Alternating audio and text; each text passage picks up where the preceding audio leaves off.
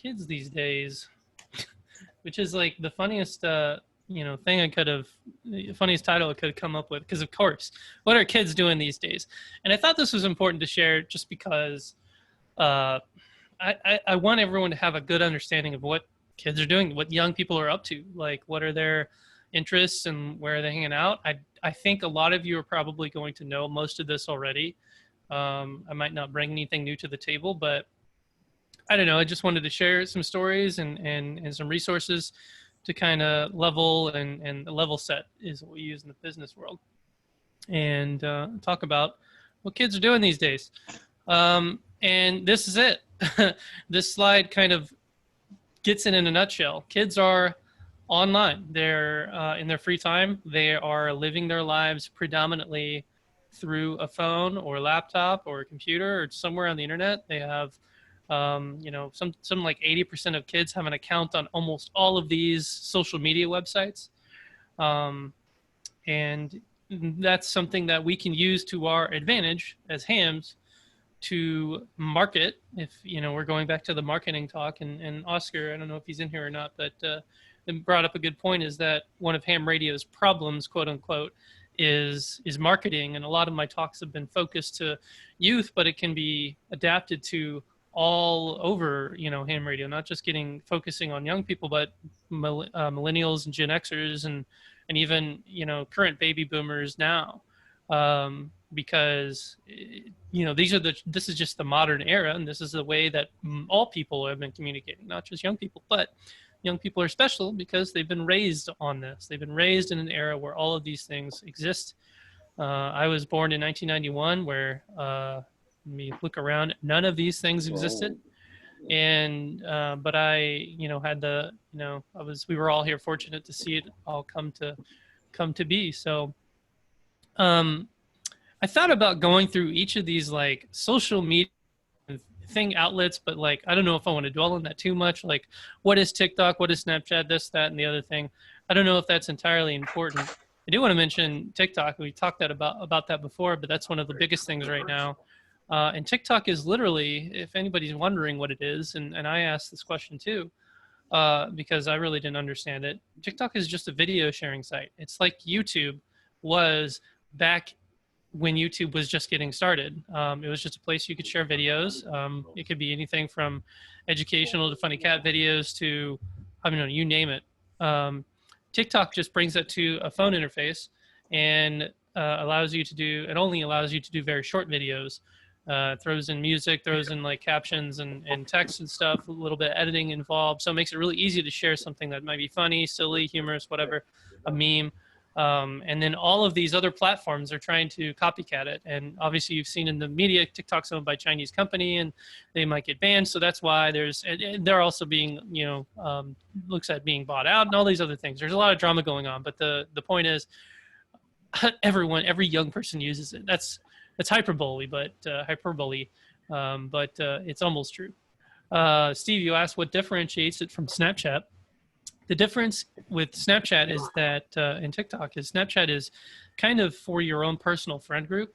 When I'm on Snapchat, I can send snaps to basically only people in my friends list. I can send a public Snapchat through our story, but it doesn't have the same kind of discoverability or the same kind of algorithm. It doesn't push it in front of your face. It actually makes it a geographically localized, a geographically localized like snap. Or if you have like approved accounts, if you're some celebrity or something, then they can share off to the the millions. But then you're talking like huge advertising budgets and companies and this and that. TikTok, on the other hand, is entirely a public forum. You can privatize your videos, but when you make a video, the intention is that it goes out on public, and it starts out like YouTube. It's basically like YouTube. It starts out where, YouTube meets Twitter, kind of like that. It starts out, people start looking into it, and the video gets viewed more, and then it gets pushed out more to more viewers. And I'll say, like, what was really interesting is like the couple weeks I was on TikTok, I made some ham radio related TikToks, and it was just, one of them was simply a video of me doing Morse code I did YouTube Morse code live streams, and I was just practicing Morse code.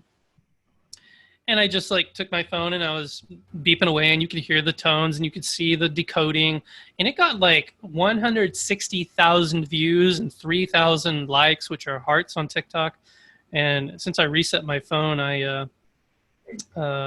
need to re-log in, but the interface is literally like that. I don't know if you see the video. You just swipe and you get to a next video, and it could be, this is Derek from Veritasium, who runs a really big YouTube channel, but it's like these big YouTubers who have been using the platform to condense their information down into a smaller video that more people watch. And so the outlet there is really good. And the reason why I'm talking about this specifically is because it's a good venue for us hams to look into, looking at UARL, to publish small videos, informational videos, because those get surprisingly good results on, regardless of if it's ham radio or if it's, I don't know, CGP Grey or somebody else on YouTube, like Veritasium, or the periodic videos guy, the guy with this big hair, and he talks about chemistry on, I think it's something with the University of Nottingham. But those videos get hundreds of thousands of views, and if not millions, just because they're easily watchable, consumable, and you learn a little bit. And I think people really like that.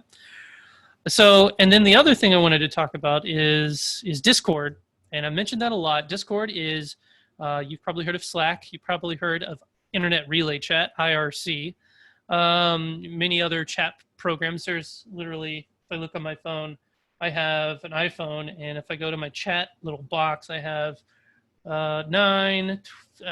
what is 9 times 2? That many chat apps just dedicated to chat. Like 9, 18, 12, 20 apps, at least 20 apps that are different chat apps. Discord is special. They've risen out above the bunch because one of the things I forgot to put on this slide is like video games. But Discord was created for communities to talk about video games and coordinate video gaming sessions, get your friends on for voice chat. And that's one of the things it really does well is voice chat. There are competitors, former, or the first companies that brought that to the table were, or programs that brought that to the table were Ventrilo. Mumble is like the open source one that we use in the ham radio world from time to time. TeamSpeak. But Discord made the server architecture completely free and easy to use with no advertising. It's like a subscription-based thing where if you want to pay in, you can get perks and stuff if you pay some dollars a month, and you get special flair and qualities that other people don't normally get. And I bring that up because every single young youth ham radio community in the last couple of years, I guess, has been formed or grown through Discord. And I'll mention a few specific ones. There are some exceptions like Facebook, but I have that as a very small icon in this page because Facebook has a lot fewer young people are on Facebook nowadays, I guess, because of the drama it's produced, the absolute sheer kind of, people have like, put it this way, people have been looking at what their friends do less and what celebrities do more. And so that's, and they're less interested in like walls of text and groups, and more interested in pictures and media and videos and stuff. And it's not by virtue of Facebook being, it's by Facebook virtue being like a textually based, a family or friends based text sharing thing. That they've had to grow and, you know, move to like groups and that sort of thing. So it's coming back, and but it's kind of, I think it's sort of fading in the youth world. Like you said, Facebook is the devil. And I think a lot of young people get that. And I'll mention later on how in tune youth are in with current events and things going on, as if they haven't always been. I think many years in the past, we would pretend that young people just didn't know what was going on in the world, but that has totally flipped on its head because not only are kids on social media, but they are watching the news. They are reading, like Reddit will post the, big news articles of the day. Twitter will post big news article of the day and trending. So anything going on in the Trump world, the coronavirus world, the fires, the hurricane world, kids know about these things and it affects them. So, all right. And there's also this side. And I wanted to put some more conversation into this before I got to this slide, but this is special to this generation, and I think the generation prior. So millennials and the Gen Z, which is the now like young generation, kids who are like in high school and on down, have been far more uh, willing to share, or far more not willing to share, maybe anonymously, but far more, if I could put the right word to it, it'd be useful. And if something you've known about me or recognize me is that I can never think of the right word, because I do these things off the cuff. But they're just like more out there. They're more out of the closet. There's more like gay, lesbian, LGBTQ. There's more people struggling with identity. That's gender and sexual identity. And it's important for us older folk to understand these things, because these are things that are affecting them. Things like pronouns might be kind of, you might be like, oh, I didn't know you were a she, but your name is Alex, but I thought that was a boy's name. But that can be really affecting because of this increase in prevalence of things like anxiety, ADHD, affecting like depressive disorders and other mental issues that have been kind of swept under the rug over the years, but are now like really showing up because young people are more willing to be, like Marty said, open about this, especially to their peers. And I want to mention this because, especially with the young amateur radio groups like YARC and Illinois Young Hams, is that there's much more prevalence of young people who come out as openly different. And I say different as in they might be LGBTQ, they might be into like the furry fandom, or they might be just totally anonymous, or they might not have an identity at all, or something like that. There's a whole spectrum of different things that we all need to be aware about and take into consideration before we, make judgments like calling he or she a she or something like that. So I just wanted to talk about that really quick. And like I mentioned earlier, learning beyond what's taught in school about how kids are woke these days. Like, even though kids can't vote, I'm surprised how many political youth groups there are. And, you'll have trolls on both sides and that sort of thing. But I think it's exacerbated by just the state of events. And you see, I guess you would say, misguided youth who, like my sister, for example, who believe everything they see about one thing, but then like ignore everything of the other.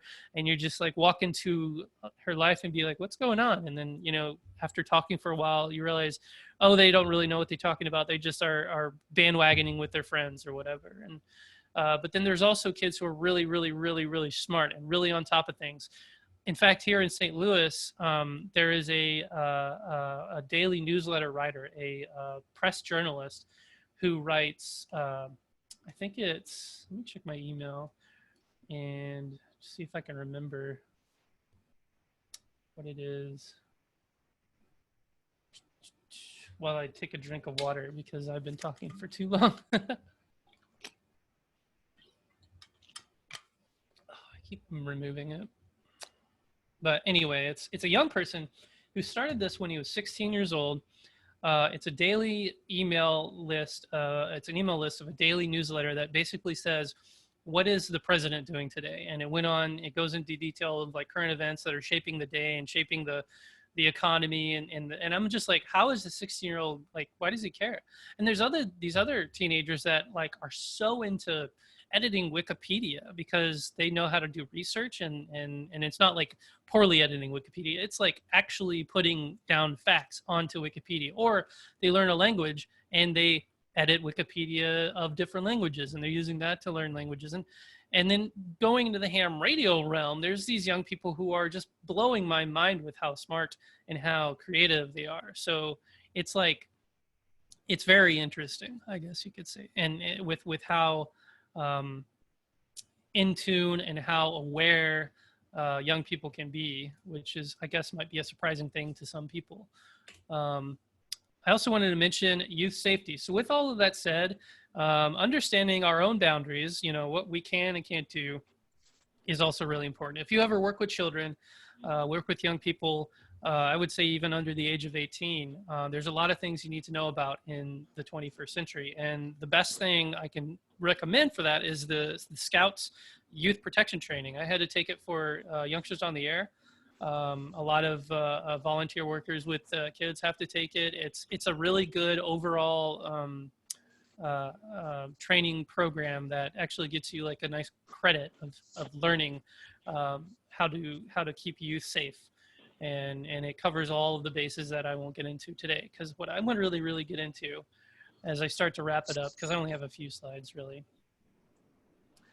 is kids in ham radio these days. What are they doing here? And trying to use this to our advantage. Like what can we promote more, and you know, what is working, what isn't, and that sort of thing. Obviously, we've talked about remote ham radio and remote operations, remote receivers, web SDR, Kiwi SDR. I know a lot of young people have really taken an interest into DMR, moreover than like D-Star Usage System Fusion, just because the cost barrier is lower. Echolink, obviously, since that's on your phone or on your laptop, it's super easy to get into. And then this idea of like they're talking less and experimenting more, right? There's a lot more people are a lot more young people are more shy, I would say, just because of that's how it is. It is what it is sort of thing. It's like back in the day, you could go up to a ham, they'd have an antenna on their house, you would knock on the door as a young person, be like, what's that? And they would tell you, and it'd be all great. And then there's a new ham in the world. And nowadays that's just kind of not cool. And I've even tried, here's something that hasn't worked so well. I've been trying to reinvigorate that kind of same spirit, but by opening up contest stations that are you know, not used during a contest but are staffed. I guess somebody is there that can basically to invite people to those young people to those contest stations, so they can operate a big gun or operate a competitive station, so they can get a taste of what it's like to be that, like be in that kind of station, because you know they can't afford it or whatever reason. But on the other hand, remote ham radio is doing that because it's much easier to just log into a radio. Remote ham radio has a free system for young people. You can get like a sponsorship from RHR. RemoteHams.com is also free, but the RHR have gone way beyond in terms of like usability and ease of use and that sort of thing.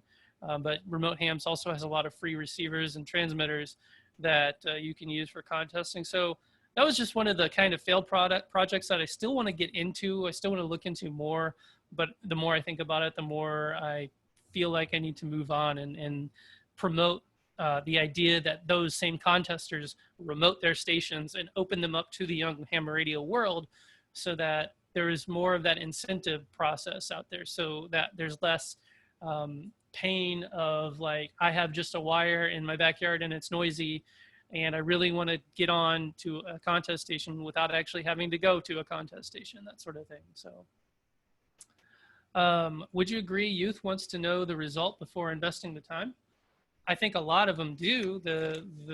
I have a sense of what'd you call it? Instant gratification. But I think that's very few.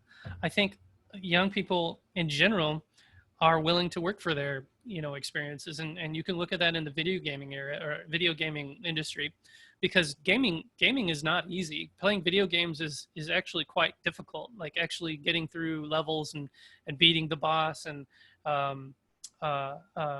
getting to a point where like you can be really proud of your accomplishment. That's a large time sink, especially for like online games. If you're thinking like even like Animal Crossing, which is like a handheld Nintendo Switch game now, like the big one.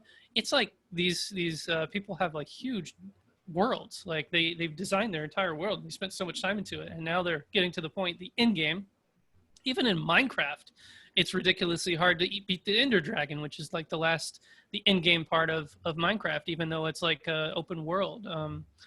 And so I think with that said, young people are more than willing to like work for these things, but getting them a glimpse into what is good, what's amazing. And the corollary or the parallel in the video gaming world is live streamers. because live streamers are already at that level and they already have a community, and the young people aspire to be those people, so they are working harder and harder. In fact, there was a poll or a survey a long while ago, not too long ago, maybe a few years ago, that asked kids, well, what do you want to be when you grow up? And you'd say astronaut, firefighter, cop, whatever. So things like that. But now young people are saying, I want to be a YouTuber. I want to be famous. I want to be a star. I want to be a gamer. I want to be a Twitch streamer. I want to be like Ninja. And these are, just big celebrities in the gaming world. So I think to answer your question, Marty, I think giving them a taste of that result is going to incentivize them working for that result for themselves. And I don't, so I kind of disagree that they just want the end result. I think some do. Some young people, and all people just want the end result. A lot of people just want $1 million, but most of us know how hard it is to make and get $1 million. So anyway, online kids in ham radio these days are online in Discord. So here I have some links to some young ham, or even the HRCC, which is a YouTube centric group that you've all, or some of you have probably met Josh from last week, talking about Ham Radio Crash Course. He's a YouTuber, but he has a really vibrant Discord community, which I'm very sure is predominantly the younger people out there. So YARC is the club I mentioned earlier, who was formed by KD2LWH, and now he's KF1, no, not KD2LWH, it's KF1SHY. I forget what his call sign was before, David Marsden. And he's on Long Island. And he went on Reddit, created this Discord, went on Reddit to publicize it, saying, hey, this is a Discord for young hams on Long Island. And I replied to him, because it was a public post, why not all young hams, like everywhere? And he was like, oh, I guess it's a good idea. And so we just opened it up to the whole world, and now it's like 1,500 young people. It's not 1,500 people like all talking at once, but it is very active and full of like probably the largest collection of young people I've seen in ham radio world. And because it's so large, naturally, we've gotten these splinter groups or spin-offs, and not in terms of any drama or anything, but localized groups like the Illinois Young Hams is kind of like the big one now, who was started by Graham and Elizabeth. I forget Graham's call sign, but Elizabeth is KD9ORR from the Chicago region, North Illinois region. And they've done a really good job. They have a website, they have a Discord presence, they have regular meetings, and Elizabeth and Graham do a really good job with that. So I think you're going to be seeing a lot more of them later on. And then, of course, like I mentioned, HRCC. And then Facebook groups, yeah, there's a couple youth Facebook groups, and I will mention YACHT, Young Amateurs Communication Ham Team. But that is predominantly moderated by Ed, KG8CX from Michigan, I think. And it's there's a lot of young people on it, but it's not, I don't feel it's like a vibrant community as these other ones, like a peer-to-peer group. Like you do have lots of young hams there, but I think it's more of it seems to me it's more of a showcase of youth and ham radio to see, to show the world what's going on, which is great. Which also brings me to Youth on the Air and Youngsters on the Air. Which are some groups. Youngsters on the Air started in IRU Region 1, which is the Europes and Africas and parts of the Middle East. And they started 12 or 13 or 14 years ago as just a ragtag group of young people who wanted to organize a real gathering for young people, and they created the camps. And the camps have been hugely successful, usually staffed or attended by hundreds of young people all over Europe and Asia, or Europe and Africa, and even the world. I got to go to the camp in 2016 to see what it was like, and it was amazing. So that's what I've brought back to the Americas. If COVID wasn't a thing, we would have done it this year. But Youth on the Air is what we call it here, just because of the cultural differences in youngsters versus youth, right? And that focuses on IRU Region 2, which is the Americas, North and South America. And so there we also plan to have a camp in 2021, pending COVID being done, and doing other things like having a chat server and facilitating other events. along with other initiatives that are going on all over the place. I forgot to mention like the Collegiate Amateur Radio Initiative that ARRL runs, the ARRL Foundation. They're giving scholarships and supporting the carry thing. YASME, the foundation, supports a lot of youth and ham radio development, and that sort of thing too. So I think that's about all I have to blab on about. But I did want to tell a story about a young ham who wasn't a ham at this time. He was really not sure what to do with his life. His parents were kind of struggling. He was struggling in school. He was in marching band, but didn't have many friends, and really just didn't know what he wanted to do. He was kind of nerd. He got into video gaming. He got into like IRC chat, because dial-up was a thing. We didn't have, broadband internet back then, so they had to deal with the slow internet, but IRC worked fine on dial-up. And so he got to learn about, things on the internet, and it was great. But still, like, just this huge uncertainty, a lot of depression in his life, a lot of anxiety, just because of this uncertainty of what he's going to do. Maybe he's going to be a psychologist. Maybe he's going to be a truck driver. His parents are kind of like wishy-washy, letting him do his own thing. But again, very few friends and even fewer aspirations, until there was this one time his mom bought a radio scanner, just a little Radio Shack handheld scanner, not unlike the one over on that shelf back there. And it had a button just said ham on it, HAM, all capitals. And I'll tell you, that's one of my pet peeves is when I see ham radio with ham all capitalized, because what is it capitalized for? I digress. So the kid presses that button and finds out, but before this, the kid learns about radio and learns about FRS radio and CB radio over the scanner. And here's all these things going on, and it's just fascinating. Like, this voice is going through the air, these people's voices, this data, this noise, this stuff is just out there, and you can just hear it on a scanner.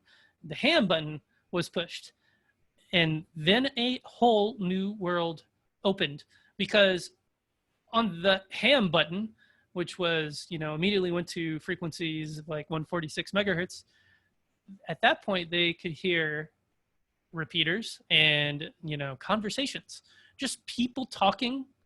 I thought radio was, we all thought radio was just for walkie-talkies and businesses, and that's all they heard is, CB radio. People were talking on CB radio, but that didn't matter. That didn't count. That was just truckers. This kid lived next to the interstate, so heard CB radio all the time. It just didn't get into it because they were truckers. They didn't want to like talk to the truckers because those people are, it's his dad didn't let him after one thing he heard on a long road trip, almost threw the CB radio out the car. Anyway, the ham button opened up this new world of like what's going on. And so because the kid had the internet, dial-up, typed in ham radio into the internet, and I guess the rest is history. Found out about the WA0FYA Amateur Radio Club, and they kind of go by the Whiskey Alpha Zero Fine Young Amateurs. And the kid had his first club meeting down there, and was immediately like, the kid walked into the room, and everyone in there is just like, what is this kid doing here? Do you know where you're at? Like, somebody says, and it's like, yeah, this is the ham radio club, right? In a much higher pitch voice than that, probably 15 or 16 at the time. And they were like, yeah, just sit down anywhere, and they had a meeting, Robert's Rules of Orders, this and that, and they talked about finances and field day. And field day, what's field day? The kid asked. And, it's when we go into a field and operate radios. And the kid says, when is it? And it's next week. Okay, I'll be there, says the kid. The kid was there, came to the field day, and that's where the kid learned how to run a pileup with a youngster's voice, because we all know how many dB that brings. It's and the kid ran probably like 200 contacts over the night. He had a logger next to him, and so he was on the mic, but over time he figured out how to log over like N1MM or 3GFP, FJP, JFP, something like that. And learned over a course of a couple hours, basically how to be a contester. And that's when the hook was set. The next week, kid got his tech license because, believe it or not, the kid wasn't licensed. He was just control operating. And got his general a few weeks later and ended up writing this essay while in class, while studying for the extra exam, while in class, for the National Electric Cooperative, talking about ham radio support in the Haiti earthquakes, and how the National Electric Cooperative had a dealing with like giving solar panels, and that was the saving grace for family in Haiti. And that got him a trip to Washington, D.C., got him a scholarship to Missouri S&T and Truman, and basically he's got it figured it out now. He's got it all figured out.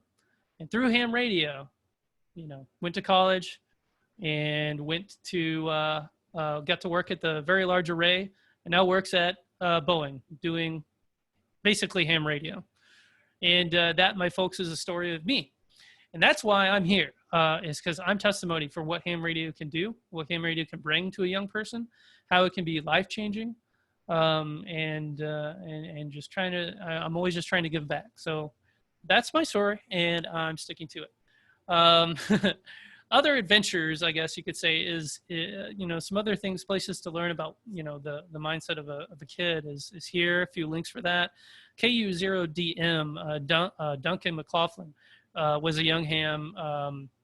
This is from 2009. He was one of the previous ARRL youth editors, and he had a really good presentation on recruiting youth into ham radio. And this is 2009, but it still holds today. So I'll have these links published in the follow-up that we'll email out later. And with that said, there's no homework tonight. There's just go review the last 3 homeworks. I think we only had like 7 responses on week 2. So here's the links for that, and they'll be published. And that is it. All right. Marty says, do you expect more or less youth participation in ham radio as primarily swinging towards remote learning and less ham in-person activities? I think so. I think more youth participation, to answer your question, Marty, it's mostly because more ham radio clubs are online and are publicizing their online thing and are YouTube streaming it. So like naturally, if you put these kinds of videos and meetings and stuff online, more people will be able to see that and be able to join up, especially if it's online. And because of the shyness and introvertedness of young people these days, and that's kind of generalizing, not all young people are shy, obviously, but I think it's something to be considered, is that young people can join without having to say anything, without having to come into a meeting and embarrass themselves, even though they won't. You know, you'll welcome young people, right? We all do. But I think it is helping. And I don't know about the public and private education part. I'm not qualified to speak to that. I think we can definitely talk to what's his name? One of the YouTubers from last week, because he's a teacher, as well as my good friend. Man, I'm always like staring off into space and forgetting names. Neil Rapp, WB9BPG. Wow, why did I forget his name? He's also an educator, and yeah. So yeah. All right. I'm gonna release the mutes and start letting people talk. Marty, your hand's raised, so I saw you I tried to answer a lot of your questions, but I'm sorry I butchered it. Go ahead, Marty. All right. You guys hear me okay? Mm-hmm. You're good. All right, let me try that again. Can you hear me okay? Yeah, we can hear you. All right, I didn't have the mic plugged in. Yeah, I don't know, Sterling. It seems to me as I cruise around now in the internet world and looking for those kind of programs, because you know, it's not plagiarism if you copy a lot of work from a lot of people. It's research. So as I'm looking through and saying, okay, what's the big thing now? What's going on? And you see those little gems of opportunities for youth, and especially when it comes to not just radio but science in general, like the magic in the box. Mm-hmm. I see some of this as being really based on a club activity. You know, go build something or go do whatever, and we're not ready for the remote. I mean, it's almost like what's that guy that does the he does the home science projects, so you can find this in your house. You know, he's like, find a piece of aluminum foil, or go get a copper penny, go get a dime, and next thing you know, he's building a battery, and he's like, those kind of things. Mm-hmm. That's the competition, and there's no reason to go after youth for that, because there's already a venue for them to do that. Where's the demarcation between the science stuff and the ham radio stuff? Where's the bleed over, if you know what I mean? Mm-hmm. I think Oscar has a lot to say about that with the rocketry, but there's always been bleed over in my experience, especially in college, because in W0EEE, we made it a mission to like not just do ham radio, but integrate it with like all of the other scientific ventures like robotics and solar car and rover team and you name it, rocketry, high altitude ballooning and stuff like that. But the line, I guess, is you would say drawn to the point where I call it traditional ham radio. Like if you're just operating a radio with an antenna and your real focus is ham radio versus like another task like First Robotics, your real focus is completing a thing with the robot or Right. Basically what is your goal? Is your goal to make a bunch of contacts, or your goal is to Well, it just makes it more difficult now that everything's so remote, where you know you don't want to be stalking the youth group and saying, hey, my name's Marty, you guys want to do ham radio? right. Or hey, you know, you start running stuff out there on the Snapchat and they're like, look at this old idiot, what the heck is he doing? What's that thing he's holding? Looks like a sword. Oh, you know, conspiracy theory, this guy's actually trying to beam signals to aliens. Okay. Yeah. It makes it a little bit more difficult when you don't have that venue to give, like, at much what you said. Mhm. Your experience was that you took the initiative to walk into a strange situation because you had a genuine interest in what is that magic. Well, that doesn't happen now. We're all remote. I mean, there's no real playground. So if there's a way of doing that, maybe that's the secret sauce or the secret seasoning for the sauce. How do you get it started? How do you grab them? And now that a lot of education systems, not a lot, but many, have remote education and remote training, and they may be starving the educators may be starving for content. Maybe the answer is go to the top of the food chain and work your way down. Hey, we do this kind of stuff and it's very home based. Would you be interested? So that's just my comments, but excellent presentation. Thanks, Sterling. Thank you. And yes, Oscar does rockets. It's really good comments. Thank you so much.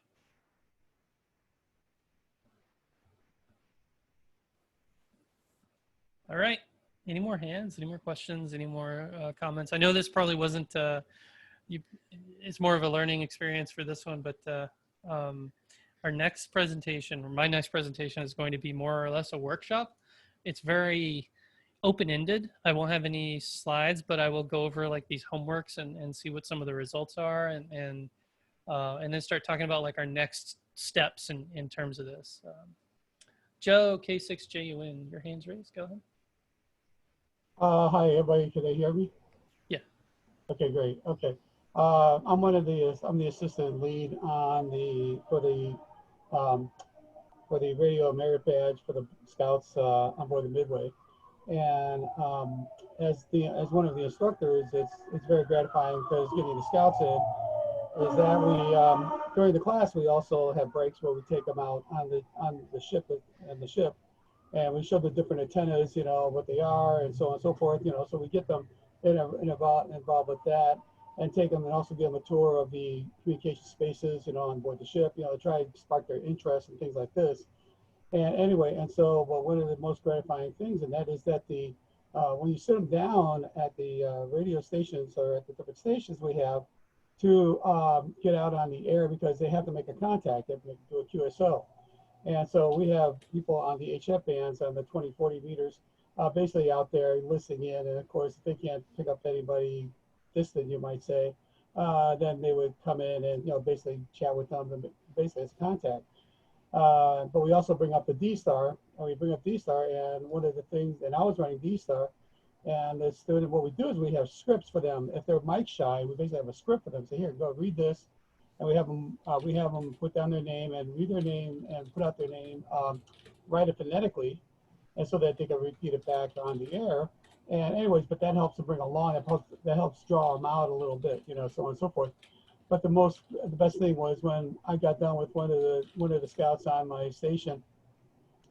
He walked away and he went out to the passageway outside, and I heard him talk to his friends, and he's like, "I talked to Japan. I talked to Japan," and anyway, and so it like sort of got the fire started inside him, and everything else, and everybody's like, "Oh, well, I talked to this guy over in just up the coast," and but they start chatting, so. That's the best thing is when you get them on the air and actually get them to break that ice to, get that generated with them, and also with the local. I'm a member of the PapaNet, also here in San Diego, and what we do is we have high schools and teams, high schools that also have ham groups, and they launch balloons, weather balloons, and they track the balloon by APRS.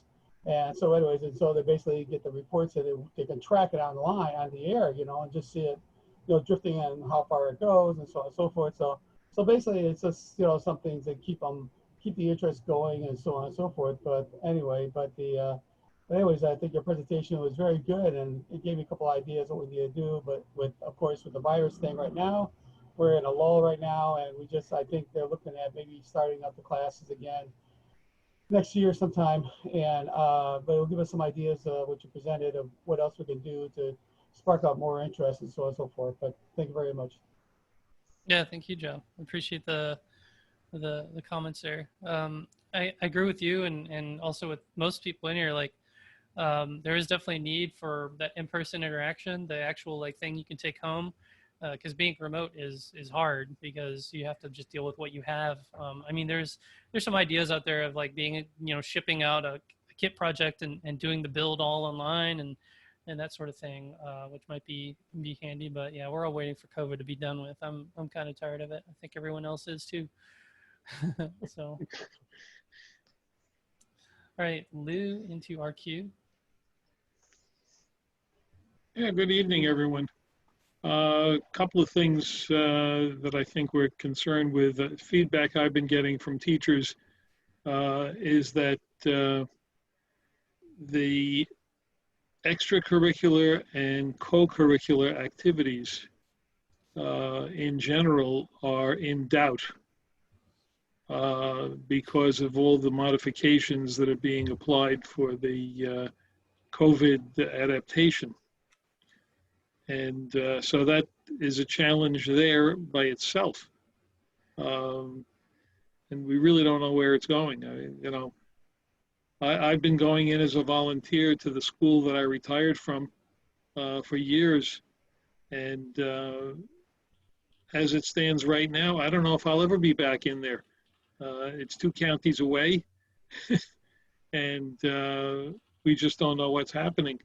They're planning on reopening in September, but I already know that that even if everything goes along as planned, 50% of the student body has opted to remain remote, and they have a number of classrooms in the building that will not be available because they have no windows. And I don't know what we're going to be doing. Some of this on a completely separate note. I look at what's going on now down south, and I think we need to pick up the publicity that may apply on public service. I think young people are interested in helping. That's about it, Sterling. That's interesting about the extracurricular activities, because that's something that I mean, in my life has been super important, and things like band, tech club, and in college, like all of the um, experiential learning things. But if some of the headlines that are going to come out besides the Hurricane Laura, is colleges are back in school and they are having already massive COVID outbreaks. Like my school's not even on the map, but they have like 3 frats shut down because 3 people have tested positive, and they've had to quarantine the entire house. And so they're just undergoing like a ridiculous, like unprecedented, that sort of thing. And that's also going to impact not just the classroom, but things extracurricular wise. So, and I guess there's an opportunity there to try to bring more of that online, but that's what everyone's doing at the same time, just even for the classroom. So, all right, Steve, go ahead. Good evening to you guys over there, afternoon here. Yeah, just take care of those down south. But just, I guess the query is to how is JOTA, the scouting, JOTA and JOTI going in the States? How are engaged clubs and scouting groups? Any suggestions or hints for getting better engagement? And incorporating some of these other things you've been talking about, Sterling, into a JOTA weekend. As JOTA goes, I'm not sure. I have some contacts there, but I haven't been following up on it. But as with everything, I'm sure like any large in-person events are canceled for like the foreseeable future. Maybe even Joe, you might know more about it than me since you're a merit badge leader. But honestly, the last thing I did was radio merit badge in college too, helping out with that. But they are, I think, some of the, going back a few years at least, they were ahead of the game because when JOTA was happening, I think honestly, when I was in college, actually, probably 2015, 2016 timeline, I remember hearing about like 1 million kids, 1 million young people on the air through Jamboree on the air, which is like crazy. Like that's a lot of people, especially young people. And it kind of was a mill. It was like, people got on the air and moved on to their next thing because it was, everybody wants to get their radio merit badge and move on to get the next merit badge and so on and so forth. But it does. It's not bad publicity by any means. It's really good that we get people on the air to experience it. And just by virtue of the fact they had 1 million people was like they must be doing something right. And through that, there have been, I think, in my opinion, and my anecdotal evidence is just anecdotal, is that there have been very few people who have continued on, and I think the pitfall there is the follow-up, because I think scout leaders are also, they don't really follow up either. They're just like, you're Eagle Scout and you're done, and go on and go forth and conquer and be a great leader in society. I guess the hope is that in the future they get into ham radio when life is settled down and all that, which may or may not be true. But from what I've seen, most hams that I've met who are young are not scouts or haven't been in scouts, or most hams that I've met that are my age or less or still in college, same thing. More of them are like family ties, like my dad's a ham, or maybe it's just complete nerdism, people like me who just find it on a button on a scanner and just happen to get into it because it satisfies some other nerdy curiosities and that sort of thing. So but I think they're going to keep doing that, and that's great. I know NE4RD, Bill, he's like a podcaster, and he's also like really big into Jamboree on the air planning. He always says great things about it, and I think this year is just on hold. So that's all I have about that. Any more comments? Nothing. All right, I don't see any more hands raised. Trey, I think we've gotten to most of the, Douglas? Good evening. Can you hear me? Yeah. Oh, great. I'm here in Connecticut, and I'm the section youth coordinator. And I'm also a scout, adult scout leader, radio merit badge counselor, and a few other things. And you're quite right. When it comes to scouting, Jamboree on the Air is a great intro. It gets kids in front of the radio, and it's so exciting to see how some people just, I'll say the word, resonate to the experience, and are actually, you can see them vibrating off their chair when they're in front of the mic or about to get on the radio. And we're not doing a very good job at all of the follow-up, which is, in my case, in the process that I've been looking at, is number one, the JOTA experience as an introduction, because you have a captive audience if you're doing it right. And number two, following that up with a radio merit badge, and then leading that into a technician class. Using that gradual sequence of getting people involved, they need the upfront experience to say, oh, this is the candy, this is the sizzle, if you will, and now they know what to work for. And as you go through the radio merit badge, you can keep that going, some more on-the-air activities. Unfortunately, so that's where that goes. With kids here in America, the big problem is that school gets out just before field day, and 2 weeks before, and they're gone. And it's hard to, troops sort of disband almost for the summer, except for occasional get-togethers.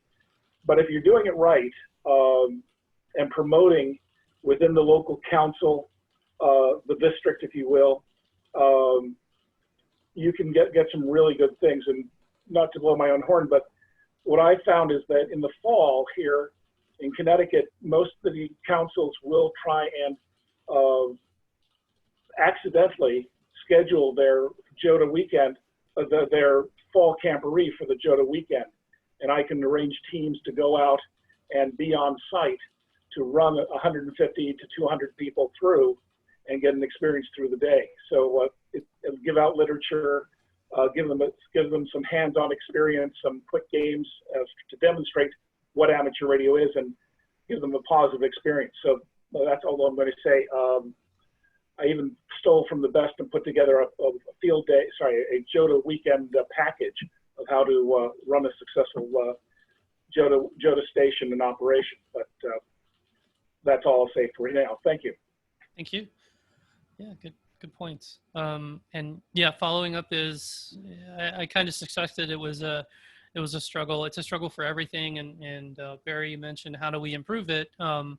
I'll use like the radio club here in St. Louis has the buddy system, and even it has its struggles, and you know, it's just naturally hard for people to keep up with following up with new hams. But essentially it goes as anybody who gets licensed through like the SLSRC system gets a buddy. Somebody in the club gets assigned to them who is, you know, I guess vetted, who is, you know, a consummate ham and is also really friendly and outgoing, and has, you know, put in a commitment to email or contact the new ham in some way, shape, or form after about 2 weeks, and just provide him with like some like you said, like a package of information and resources to help them learn and experience different things in ham radio, like, you know, oh, there's this web SDR thing, or oh, you can get into satellites, and of course throwing in the SLSRC like newsletter and that sort of thing, and you know, trying to get them into ARRL as well. So that's worked okay, but like a lot of the response just kind of goes, it feels like you're just throwing it into the ocean. You know, nobody's really reading it. There hasn't been many surveys, I think, like would be useful to see if like people are actually like reading the follow-up, because a lot of it goes unanswered, like no reply, but it might actually be useful. People probably are using the resources, but there's no tracking or anything to understand that, since we're not, you know, we're not a big business, so we're not really tracking all of the big data sort of things. So but that's just what we do. In terms of follow-up, the answer is just to follow up more and to follow up better, and have those resources like that, like the ones that Anthony K8ZT puts out on ztlearn.com or whatever his website is. throw that into a package because he has everything all in one place already to share, and even if it goes unanswered, it might be useful. So that's some 2 cents on that. Okay, 9 o'clock. Any more questions, comments, or hand raisings or anything? I don't see anybody holding them up. Going once, going twice. Right. She's all yours. If Dan's still here, she's all back to you. I am still here. Couldn't find your face, but I see your potato. Potato head. Well, thanks everyone, and thanks Sterling for a great presentation. Sorry that so many people had a problem getting in. I've been swapping things around and trying to make things work here, and it looked like I screwed up, and I really appreciate you guys helping each other getting in. Is there anything else? Any questions? It really was nice to see so many people, considering we had so many problems with people logging in. Yes. Yeah, Yes. Okay. Well, to quote Oscar, we will shut this down until another week, and look forward to seeing you guys next week. And turning over the Zoom after tomorrow night's meeting to the hurricane stuff. Right. Tomorrow night's wind link thing has been postponed for 1 week. It's going to be coming on September 3rd.